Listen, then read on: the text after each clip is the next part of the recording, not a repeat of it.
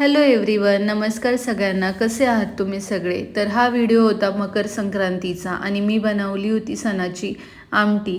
तर त्यासाठी मी आधी पुरण जे शिजवून घेतलं होतं त्याचं पाणी ऑलरेडी साईडला काढून ठेवलं होतं. सकाळी सगळे कामं वगैरे चालू होते आणि मस्त आमटी बनवायची होती म्हणून मी पुरणाचं पाणी ऑलरेडी आधी साईडला काढून ठेवलेलं होतं.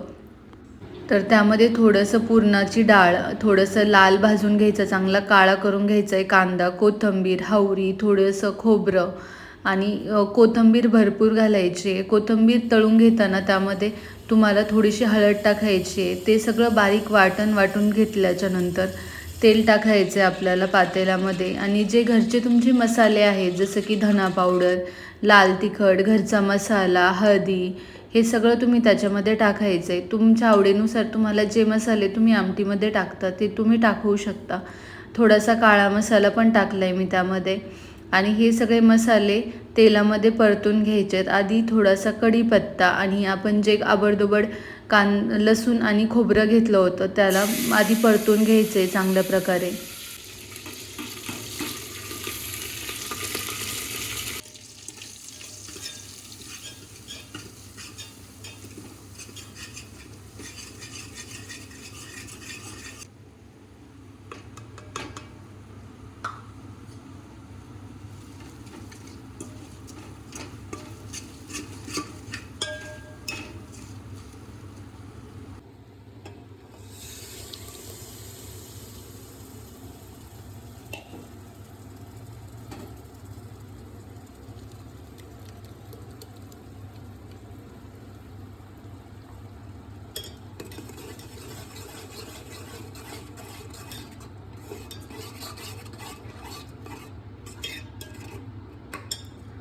बारीक गॅसवरती चांगलं वाटण परतून घ्यायचं आणि जे आपण डाळीचं पाणी ऑलरेडी साईडला टाकलेलं होतं तेच पाणी टाकायचं, कारण त्याने खूप चांगली चव येते ते पाणी. आणि तुम्हाला थोडी आमटी पातळ करायची असेल तर तुम्ही त्यामध्ये गरमच पाणी टाकायचं.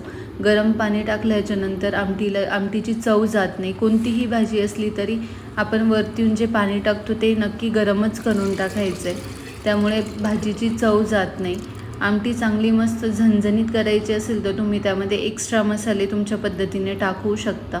मी वरतून आमटीला चांगली उकळी आल्याच्यानंतर बारीक गॅसवर वरतून कोथिंबीर टाकली आहे मस्त आणि आमटीला छान प्रकारे मस्त कलर पण आलेला आहे. तुम्ही पण अशा प्रकारे करू शकता. आणि आमटीला उकळी आल्याच्यानंतर त्यावरतून मीठ टाकायचे चवीनुसार. तुम्हाला हा व्हिडिओ आवडला असेल तर नक्कीच लाईक करा. Thank you so much.